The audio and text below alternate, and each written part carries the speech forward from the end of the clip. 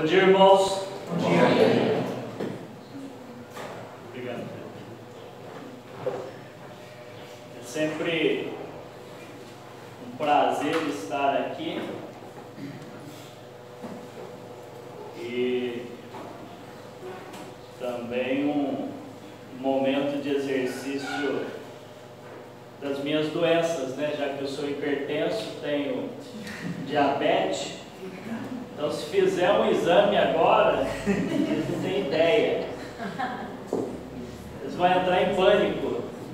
Eu lembro do meu pai internado já há alguns dias, e as enfermeiras vinham em plena Covid, né? Eles não estavam com Covid, mas estavam internados. As enfermeiras vinham para medir a glicose deles, mediam 500, dava remédio, voltava 300, as ufa, baixou 200, né? Ficavam contentes. Eu via chegar a 300, acho que eu tenho coma. Então, dá até uns brancos assim, ó. Mas como eu disse aos irmãos, é um privilégio estar aqui. Essa semana o pastor Pércio me deu essa incumbência de estar aqui. E nós vamos estudar um assunto da palavra de Deus que nos ajuda a relembrar aquilo que já sabemos e de alguma forma colocar mais força nesse entendimento para o nosso testemunho diário. E como eu não sou lá muito novo, algumas citações minhas aqui também não são novas. Quando olho para uma plateia que nasceu depois dos anos 80, aí eu fico pensando, devia arrumar uns exemplos mais novos. Mas eu também me lembro que numa data em que estive numa igreja em Borda da Mata, Batista Bíblica de lá, o pregador, só 23 anos atrás, 22, o pregador tentou entrar num assunto lá atual na época para criticar, e eu vi que ele foi surpreendido para a igreja, porque ele não sabia do assunto, a igreja toda sabia. Foi quando começou o Big Brother, e ele foi citar o Big Brother, ele não sabia o que falar, e aí a moçaiada começou tudo a mostrar para ele o que estava acontecendo no Big Brother, né? Então, às vezes, pegar um assunto muito novo, corre esse risco, né? Eu vejo na internet o tanto de novidade e eu não tenho muita familiaridade com línguas estrangeiras, e hoje na internet todo mundo vai falando, é uma palavra em português, 10 em outra língua, né? Inglês, francês e qualquer língua latina aí, então eu fico perdidíssimo. Então os exemplos meus são antigos por causa disso, é alguma coisa que eu vou dominar um pouco, né? Mas, irmãos, a vida cristã, ela é uma caminhada, e essa caminhada vai encerrar um dia, seja pela nossa morte física ou pela vida de Cristo. Não sei se por causa dos problemas que enfrento, seja de saúde ou do dia a dia, eu gostaria que Cristo voltasse logo, me livraria um monte de problema. Até serviço atrasado que eu preciso entregar, eu ia dispensar. Pensar em morrer, suicídio, os outros vão dizer que crente não pode suicidar, né? Então, vamos descartar essa parte. Mas nessa caminhada, nesse andar diário nosso, nós corremos riscos. Nós estamos vivendo em um mundo, sempre foi assim, desde a queda, é assim, né? Nós tendemos a fazer o mal. Por mais santo que você se ache, por mais que você conheça a palavra de Deus, por mais que venha na igreja ou que esteja num ambiente cristão, se tiver que tomar uma decisão rápida, é quase certo que você vai ignorar muito do seu conhecimento cristão e vai tomar uma decisão errada, uma decisão com base naquele pecado que todos nós temos desde quando nascemos. Isso já vem desde Adão. Adão nos deu esse presente, ele nos deu essa herança Então não dá para brincar com decisões nossas, por mais que achamos que somos espirituais o bastante. Estamos jantando, fazendo a nossa oração de agradecimento, e pós-janta, naquela meio sonolência, podemos pecar tranquilamente. E por isso eu vou trazer, como eu disse, alguns exemplos antigos de pessoas. Vocês conseguem ver? Eu vou ler.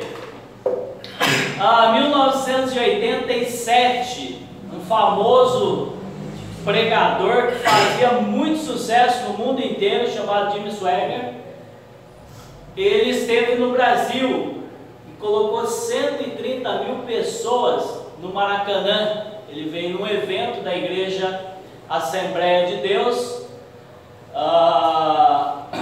e lá ele pregou e muitos se converteram, e alguns meses depois ele estava sendo fragado uma prostituta num motel na cidade de Nova Orleans.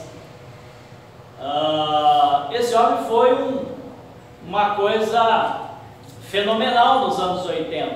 Inclusive algumas igrejas mudaram o horário de escola dominical para que os crentes pudessem assisti-lo na TV Bandeirantes, acho que passava o programa dele.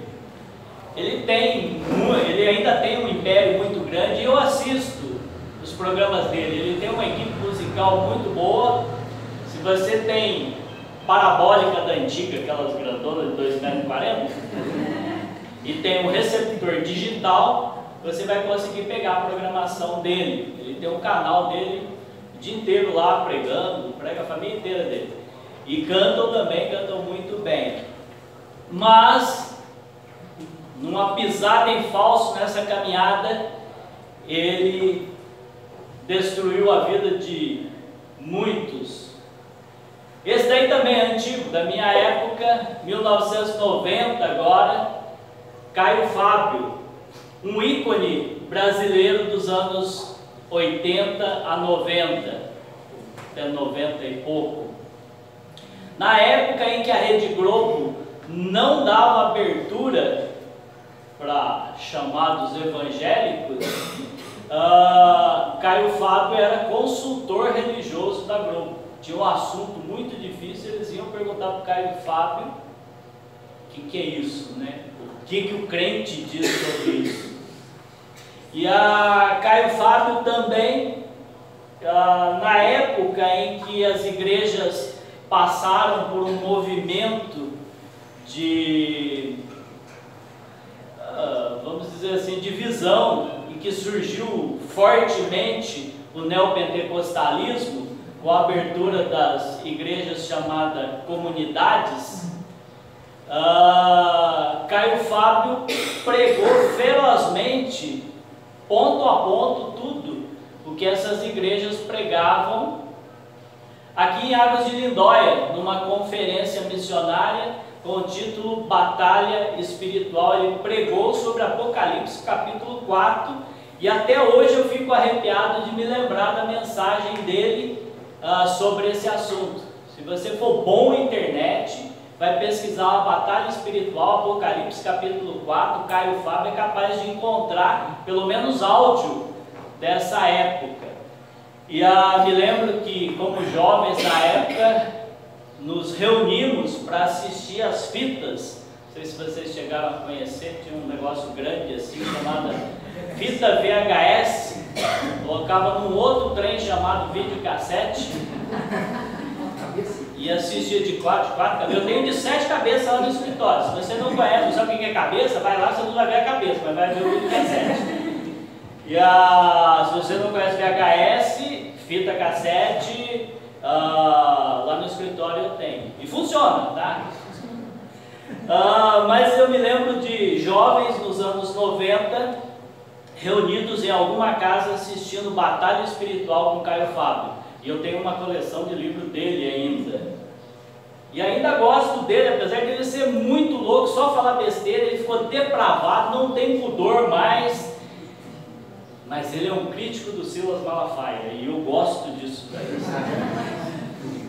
Tudo que o Malafaia fala, ele responde, então eu fico contente com isso, mesmo que ele seja um herege. Esse talvez vocês não vão conhecer, mas é o Ted Haggard, não sei se é assim mesmo que pronuncia o sobrenome dele, mas era o pastor Ted. Ele também já, depois da virada do milênio, né, ano 2006, ele foi afastado da igreja dele porque um tal de Mick Jones, um prostituto, afirmou que Ted pagava para ele não só para ter sexo, mas também para conseguir drogas. Então, também foi muito famoso isso aqui já depois, nos anos 2000, né? Foi pego aí uma relação homossexual e de drogas. Recentemente temos tido muitos escândalos no Brasil. Os mais recentes é da Flor Delis, né, o Flor de Lis, sei lá, e dos pastores do escândalo do MEC, né, questão de ouro, de dinheiro, de aprovação de projetos que passavam pela mão de vários pastores renomados no Brasil. Então, passo errado, se gente boa dá, é sinal que todo mundo dá passo errado. Dia a dia estamos caminhando e errando. Tanto é que o que está popularizado hoje em dia é site de fuxico gospel. E falar isso daí, o crente faz tudo que o mundo faz para adaptar a vida dele, né? Agora, o que me causou um pouco de surpresa é que o primeiro cara que teve a ideia do tal do fuxico gospel, ele era de uma igreja batista independente, né?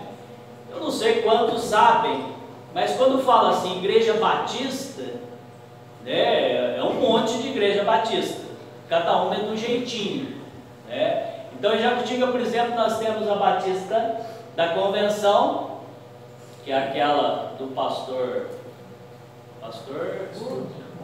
Guto, do pastor Guto. Temos essa daqui, que é a Batista Bíblica. Temos a Igreja Cristã Evangélica do pastor Zé Carlos, que é um tipo de batista também. E temos a Bereana, que também é um tipo de batista. Cada uma é de um jeito. Agora, pensando em batista, sem ser pejorativo, mas a Igreja Batista da Convenção, ela tem, digamos assim, ela tem algumas decisões que a tornam um pouco mais popular. As igrejas Batista Bíblica, Batista Regular e Batista Independente, elas são mais ortodoxas.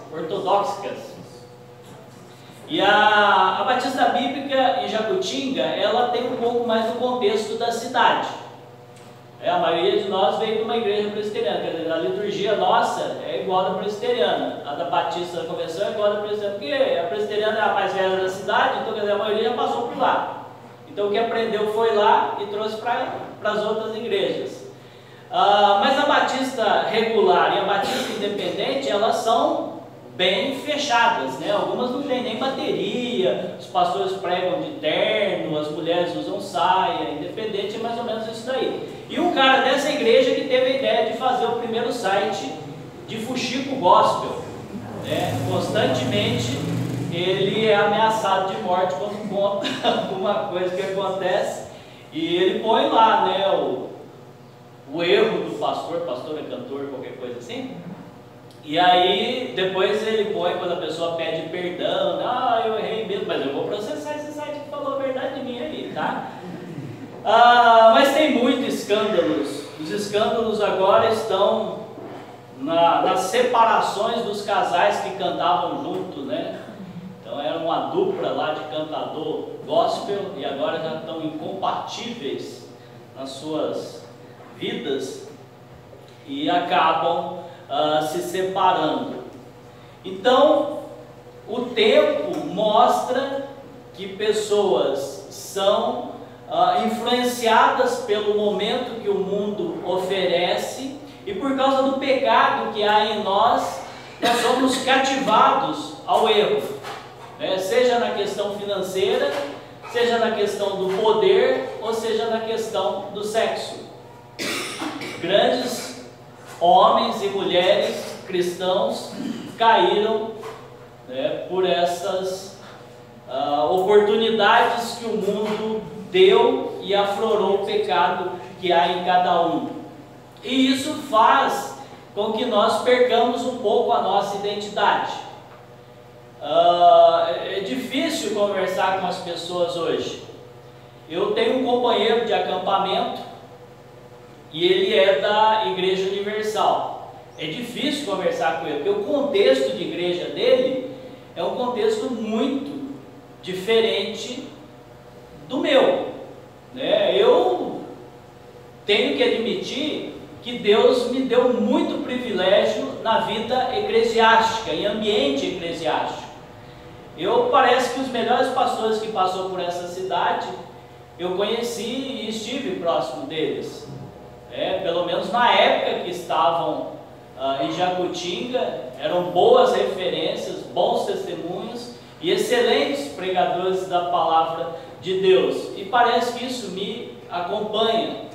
Não há nem o que dizer do pastor que tenho hoje, né? Tenho o privilégio, até falei com o pastor Rubens, devia estar ele pregando e eu fazendo a abertura, mas tem o pastor Rubens e o pastor Pércio aqui na nossa igreja, né? Sem contar outros irmãos preciosos que ajudam nessa vida eclesiástica, mas nem todos têm essa oportunidade e vivem em ambientes de escândalos e de interesses, e faz com que o evangelho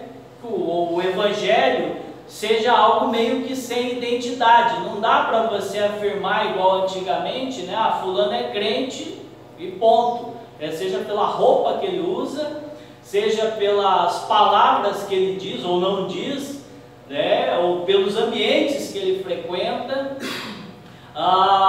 pelas expectativas de vida dele. Hoje não. Hoje, se você olha para uma pessoa, você vai ter que conversar com ela bem a fundo para saber o quanto o evangelho está fazendo diferença na vida dela. Então, hoje não dá para conhecer só pelos hábitos e costume uma pessoa que é cristã verdadeira. Então, nós vamos ver alguns passos do cristão aprovado por Deus. 2 Timóteo capítulo 2, versículo 15. Segunda carta que Paulo escreveu para Timóteo, capítulo 2, versículo 15.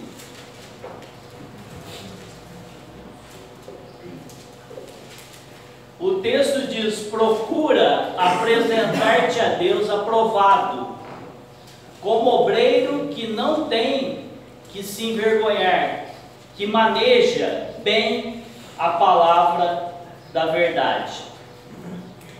As cartas que Paulo escreveu para Timóteo são conhecidas como cartas pastorais ou epístola pastoral, porque ela contém princípios tanto para o pastor em si, como a forma como ele cuida de suas ovelhas. Paulo, quando escreve essas cartas para Timóteo, ele estava preso. Lá no final dessa mesma carta, no capítulo 4, versículo 6 e 7, fala: quanto a mim, estou sendo já oferecido por libação, e o tempo da minha partida é chegado. Combati o bom combate, completei a carreira, guardei a fé. Então Paulo preso e Timóteo pastoreando uma igreja em Éfeso. Capítulo 1 da primeira carta de Timóteo, versículo 3 diz: quando eu estava de viagem rumo da Macedônia, te roguei permanecesses ainda em Éfeso, para admoestares a certas pessoas, a fim de que não ensinem outra doutrina. Então Paulo, ele tem esse cuidado com Timóteo, e ele está ensinando nessas cartas como que Timóteo deve proceder como pastor e também no cuidado de suas ovelhas. E ele usa uma comparação de Timóteo a um soldado, como se fosse um soldado no exercício do seu pastorado. Não sei quantos já passaram por alguma questão militar, mas no ambiente militar é muita regra. Então, você, desde a hora que você acorda até a hora que você vai dormir, você tem que seguir as regras. Se vacilar, eles põem para pagar, né? Ou você paga com exercício físico, ou até mesmo com a cadeia. E não tem o que mude. Eu me lembro que nos primeiros dias, depois de um dia intenso de atividade, à noite alguém fez algo errado lá e eles arrancaram todo mundo, quem já estava quase deitando, e pôs para correr em volta do quartel. E no quartel ele tem uma pista que eles chamam de PPM, né? Aquelas que passam embaixo da corda, sobe algo que eles chamam de bandeira e pula do outro lado. E nós tivemos que fazer aquilo à noite. Você imagina um monte de gente pulando um fosso 4x4 de 3 metros de altura, que você pula e já dá um impulso para sair do outro lado. Alguém com 1,60 m pula de um lado, vem aqueles grandão por cima, até você conseguir sair daquele negócio lá, só segurando o coturno do outro, né? Depois das 10 da noite eles faziam isso. Aí vai reclamar, né? Para que fazer tudo isso? Ó, silêncio, que até os mosquitos que estão aqui dentro são mais velhos que você. Então essa é a linguagem militar, né? A exigência para você se tornar algo na vida, ou alguém na vida, que eles entendem é que você aprenda a obedecer regras. E você, se passar lá mais que 10 meses, que nem eu passei, carrega isso para o resto da vida. Você tem que ficar se policiando para não ficar exigindo aqueles toques que você aprende lá dos outros. Mas Paulo estava basicamente fazendo isso com Timóteo. Ele estava dando regras, ordens, ensinamentos que ele queria que Timóteo não só ficasse com ele, como passasse para aqueles que estavam próximo dele. Eram diretrizes para essa caminhada cristã, que, como nós vimos, pessoas que foram famosas no passado evangélico e são hoje, erram diariamente. Então o que Paulo queria é que o cristão rumo à aprovação, ele deve andar em constante consagração. O pecado está do lado, está à porta, batendo e tentando incomodar, como Deus falou para Caim, né? O pecado jaz à porta, cabe a você ouvi-lo ou não. E para que essa voz do pecado, esse desejo do pecado não fique muito intenso na nossa vida, é que Paulo chama Timóteo, e isso serve de chamado para nós também, a essa consagração. Olha, atente para o que Deus exige de nós. Então o primeiro passo que devemos dar a fim de alcançarmos nossa aprovação diante de Deus é andar sem repreensão. Então, se quisermos ser aprovado diante de Deus, nós temos que andar sem repreensão. Nós temos que ter uma vida em que o mundo olhe para nós e não encontre algo para pegar assim, para dizer, fala que é crente, mas não. Então, é difícil, eu sei que é difícil, mas eu já vi pessoas do passado que conseguiam andar até não só no andar cristão virtual, digamos assim, mas no andar físico mesmo. A pessoa, parece que o pescoço dela não virava, né? Porque ela não olhava do lado, era um homem, e ele caminhava assim, não olhava, tinha que chegar perto dele, ô fulano. Aí ele olhava, cumprimentava e seguia, né? Eu fico pensando, se todos os homens andassem assim, já, pelo menos o sexo, acho que escapava, né? Principalmente no mundo que nos é apresentado hoje. Se o homem não olhar muito do lado, ele não vai correr muito risco em macular a sua santidade, principalmente os que são casados. Mas então Paulo, ele tem na mente isso, produzir na vida de Timóteo, isso serve para nós também, uma atitude que constantemente estamos relembrando, que devemos ter muito zelo por aquilo que nós temos de mais precioso, que são os princípios do nosso Deus. E à medida que nós tivermos isso, essa preciosidade lustrada, alimentada dia a dia, nós vamos conseguir estarmos sendo aprovados na nossa vida diária. Ou seja, nós temos que ir separando a nossa vida totalmente de tudo aquilo que não esteja revelando o caráter santo de Deus. Deus tem uma santidade.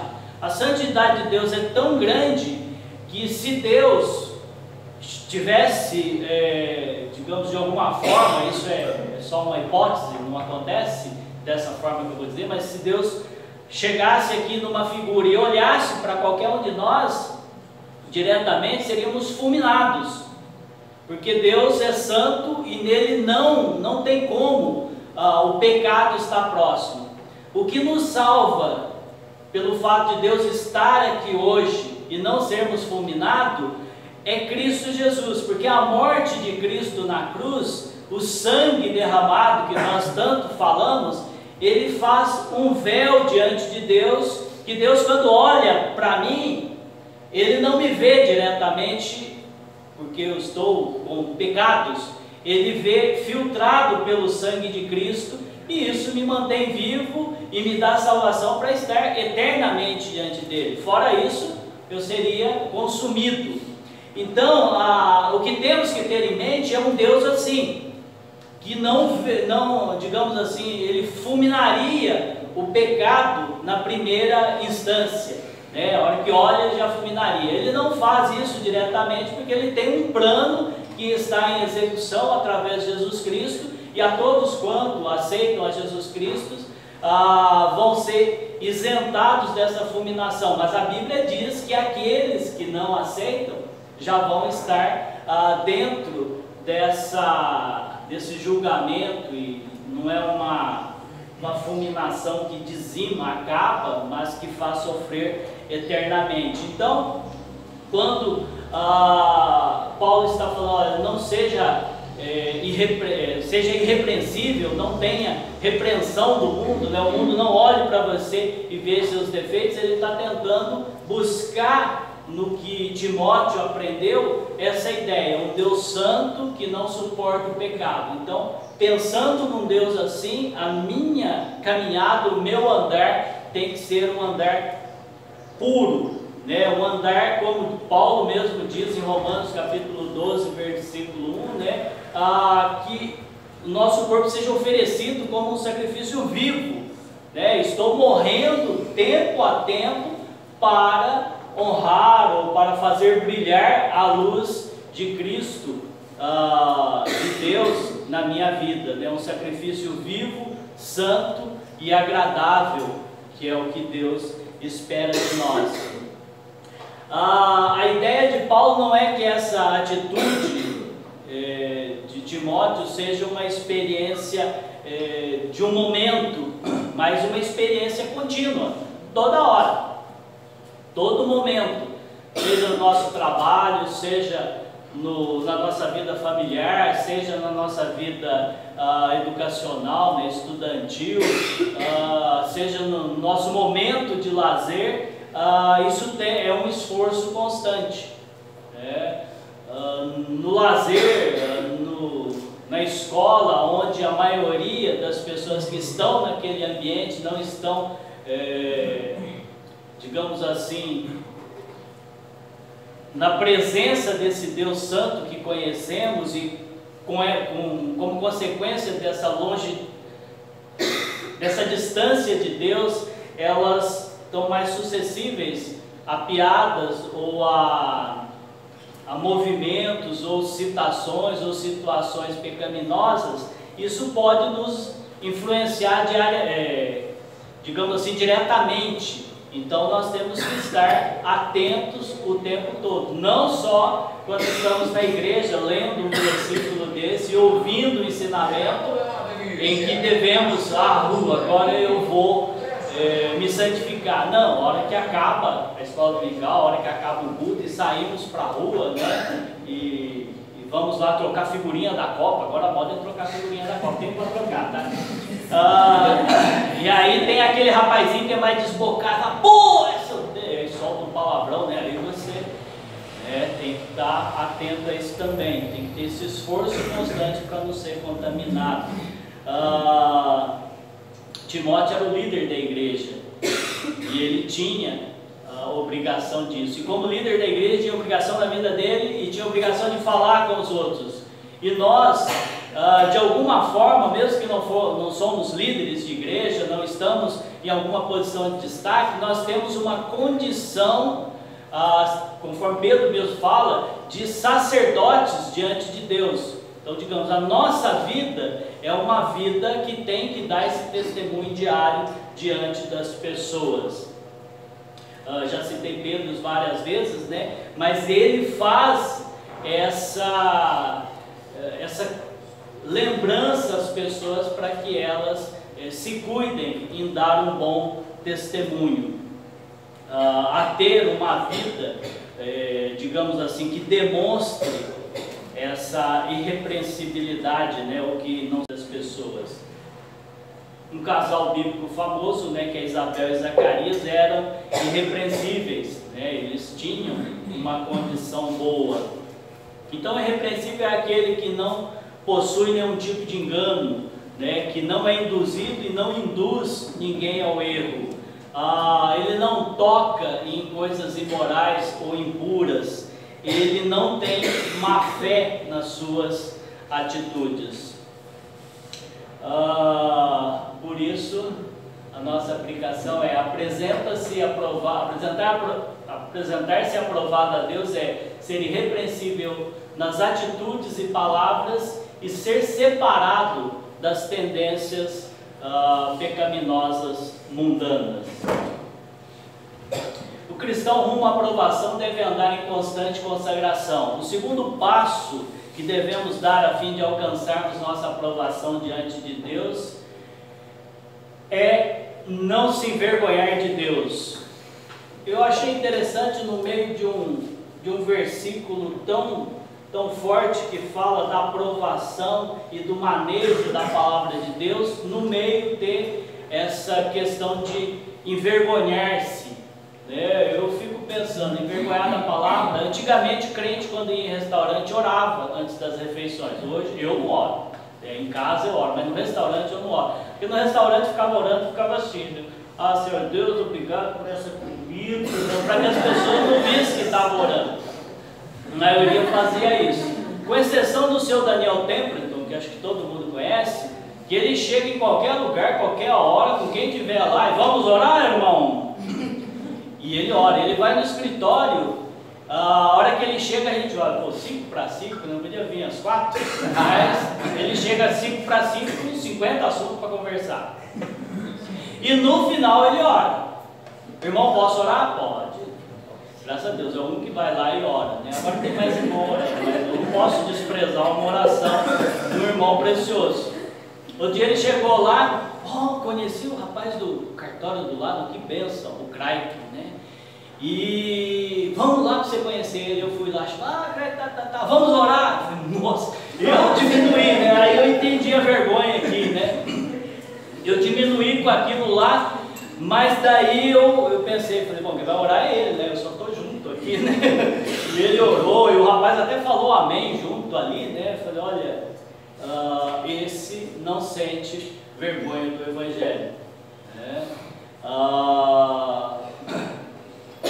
São situações do dia a dia, a oração. Mas uma outra situação, às vezes, é o falar do Evangelho, né? É normal você está numa cidade maior como Campinas ou São Paulo e vai na Praça da Sé, eu gosto de ir na Praça da Sé, né? Na Praça da Sé você vê de tudo, né? Ultimamente, a última vez que eu estive lá já não estava tão legal, porque muita gente de rua naquele local, então ela fica um pouco perigosa. Mas aqueles grupos de pregações, aqueles homens falando, e aqueles caras que lá veio aqui assim, né? Vai voltar, né? Ele não tem vergonha. Tudo bem que nem tudo que ele está falando, ele está tirando da Bíblia. Mas, apesar de estar com a Bíblia na mão. Mas ele não tem vergonha. Eu teria vergonha, né? De em alguns ambientes falar do Evangelho. Eu parece que precisa dar uma partida, e a primeira partida é aquela que o carro não pega. Sabe quando você dá a partida e não vai, e depois a segunda vai bem? Então a primeira sim, eu dou uma... Depois que dispara a falar, é a hora que dá um curto-circuitozinho, ele começa a falar, aí eu vou bem. Mas o duro é dar esse primeiro arranque aí, né? Mas o que Paulo está falando aqui é realmente para não ser tímido em relação ao Evangelho, né? Estar atento ao que a pessoa falou, né? Que nem aquela piadinha, né? O cara está dentro do osso, nossa, que calor aqui, né? O outro fala, imagina no inferno, né? E aí ele começa a falar do Evangelho. Então o que Paulo quer é algo mais ou menos assim, é piada, mas a ideia é essa, né? Aproveite os momentos e não se envergonhe e fale do Evangelho de Cristo, né? No capítulo 1 aqui mesmo, versículo 7 a 8, fala: porque Deus não tem dado espírito de covardia, mas de poder, de amor, de moderação. Então, assim, é poderosa a palavra. Se eu não me envergonhar de falar, ela tem poder, e se ela for falada corretamente, ela é uma palavra de amor, é uma palavra de salvação, e ela acaba que essa salvação ela tem um efeito moderado, né? Então não é algo assim que vai causar, é lógico, a receptividade da pessoa no ambiente que nós vivemos, onde o Evangelho ele não é algo muito bem testemunhado, pode ser que as pessoas não queiram ouvir. Versículo 8 do capítulo 1 ainda fala: não te envergonhes, portanto, o testemunho de nosso Senhor, nem de seu encarcerado que sou eu. Pelo contrário, participa comigo dos sofrimentos a favor do Evangelho, segundo o poder de Deus, que nos salvou e nos chamou com santa vocação. Então é algo importante para nós, né? Algo santo que nós devemos falar constantemente. O bom soldado, que é a comparação que ele está fazendo com Timóteo aqui, não pode ser tomado por medo ou por vergonha. Ele tem que vibrar, ele tem que sentir prazer naquilo em que está fazendo. Me lembro que em 1988, servindo no quartel, chegou o ápice da nossa estadia como militar, desfilar no dia 7 de setembro na rua principal de Pouso Alegre. Então você faz um treinamento específico, algumas pessoas são escolhidas para estar num determinado grupo, e eu estava lá, né? Então começa lá com um cara de 2 metros e termina com um de 1,5 metro, tinha um mais baixo do que eu. Mas estávamos lá, e a regra era: levante a perna o mais alto que você puder, né? Então o cara levanta com 2 metros, você com 1,5 metro, e ambas têm que descer ao mesmo tempo.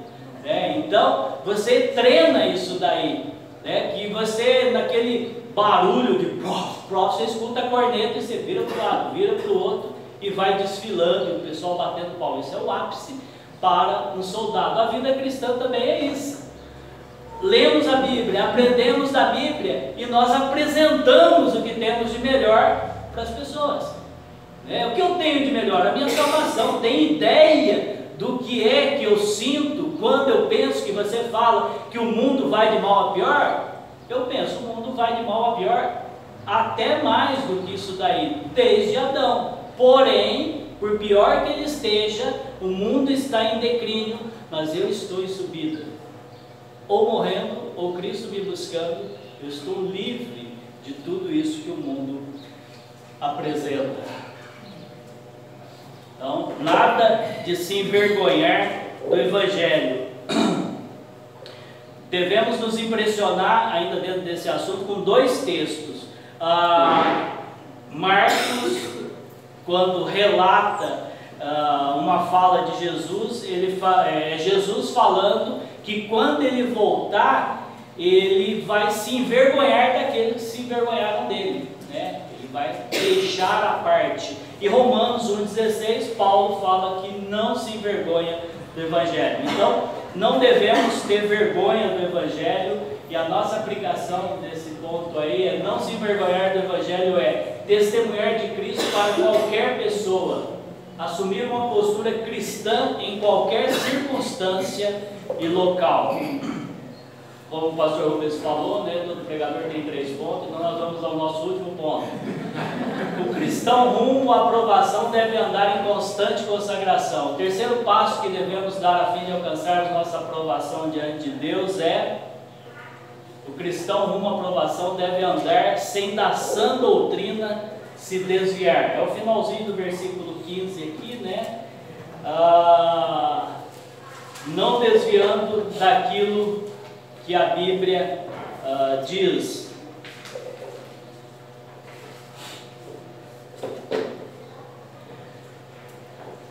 É normal ouvir ainda algumas pessoas na faixa de 40 anos para cima dizer que a Bíblia é a mãe de todas as heresias, ou mãe das heresias. O pessoal mais novo quase não fala isso daí porque já vive com as heresias, mas o pessoal antigo, quando falava a Bíblia é a mãe de todas as heresias, né? E os espíritas usam muito essa expressão também. Na realidade, se nós formos pensar na frase a Bíblia é a mãe de todas as heresias, na realidade não é a Bíblia que é a mãe das heresias, nós é que somos mãe ou pai das heresias, porque nós vivemos uma situação mundana, de alguma forma, em que nós queremos adaptar a nossa vida cristã ao mundo. Então nós começamos a distorcer ou a colocar fora de contexto alguns textos bíblicos para facilitar um pouco o nosso dia a dia, para não parecer que nós somos tão fora da Bíblia. Então não é a Bíblia que está dando margem para a heresia, é nós que estamos procurando alguma heresia na Bíblia a fim de comprovar essas nossas teses do erro, essas nossas condições erradas que queremos dar uma pitada divina, né? Essa semana eu vi no YouTube uma musiquinha Cordeirinho de Jesus, mandei para a igreja. Ele falou: nossa, eu vou na criança e a criançada vai pular, porque eles já cantam o funk do mundo, mas não um funk de crente. Mas tem o funk gospel, né? Tem o sertanejo gospel, né? Eu não gosto de música sertaneja normal, imagina gospel, né? Eu gosto de música caipira, até Chitãozinho e Chororó já não era bom para mim, tá? Toninho Tinoco eu achava meio light, então eu gosto das coisas mais antigas ainda. Então esses novos que tem por aí, me perdoe, mas eu não tenho ideia do que está acontecendo.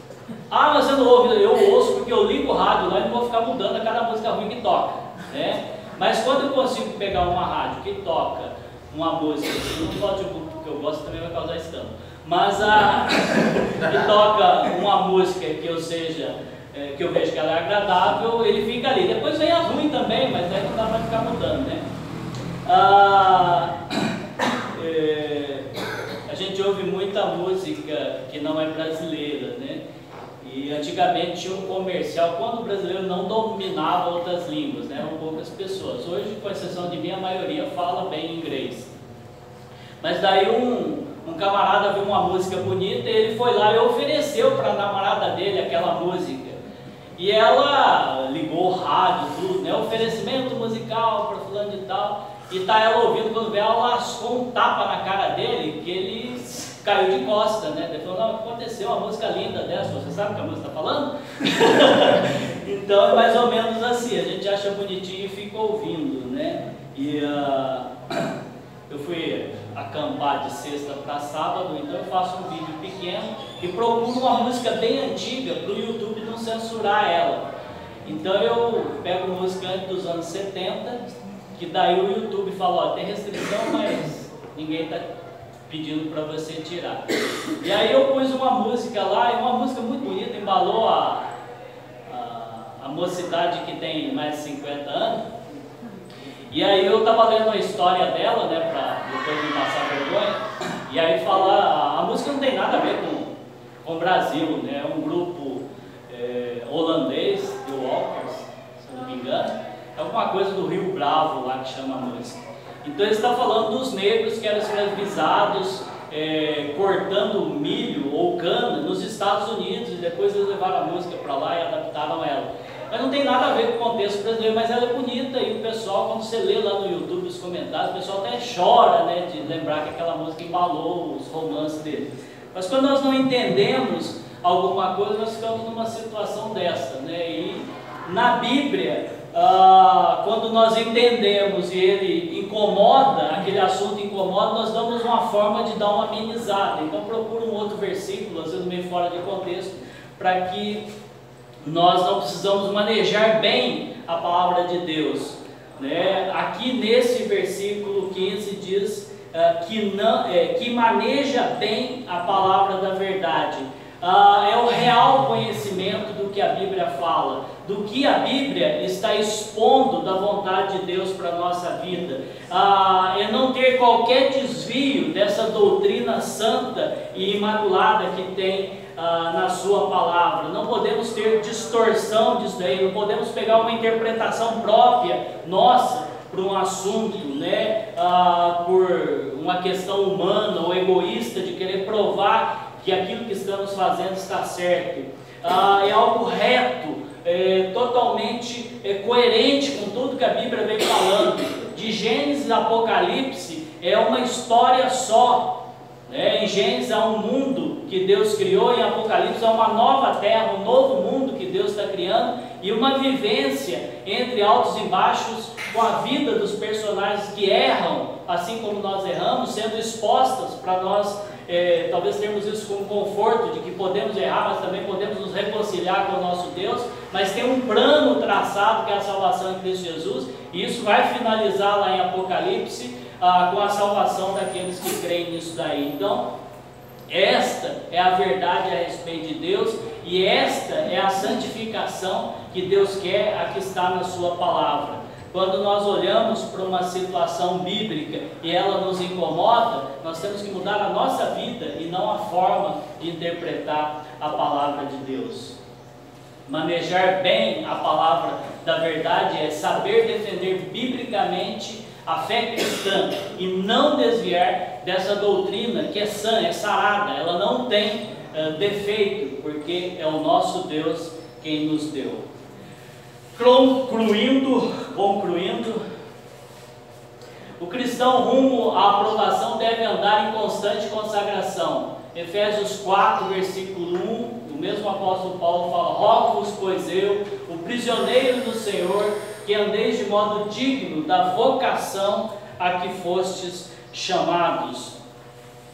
Diante de toda essa falta de identidade evangélica que nós vivemos no nosso mundo, que a nossa identificação com Cristo, por meio da nossa consagração a uma vida reta, sem sermos repreensíveis, sem ter vergonha do Evangelho, e entendendo, manejando bem a palavra, tem que estar fluida em nossa vida. O cristão que deseja alcançar a aprovação diante de Deus deve andar sem repreensão, andar sem de Deus se envergonhar, e andar sem da sã doutrina se desviar. Amém? Amém. Vamos orar, agradecendo a Deus por esse tempo. Deus querido, obrigado pelo tempo que o Senhor nos deu de aprendizado da Tua Palavra. Eu agradeço porque dentro desse aprendizado nós entendemos que a nossa vida pode estar sujeita às circunstâncias que o mundo nos oferece, mas nós devemos desvencilhar disso e procurar ter uma vida irrepreensível diante do Senhor, não nos envergonhando daquilo que o Senhor expõe na Tua Palavra, que é salvação para nós, e com isso, ó Deus, poderemos de alguma forma manejar bem a Tua Palavra, aprendendo esses ensinamentos e testemunhando diante das pessoas. Obrigado por esse tempo, por cada irmão presente aqui, e nos dê uma boa tarde de descanso. Em nome de Jesus, amém. Amém.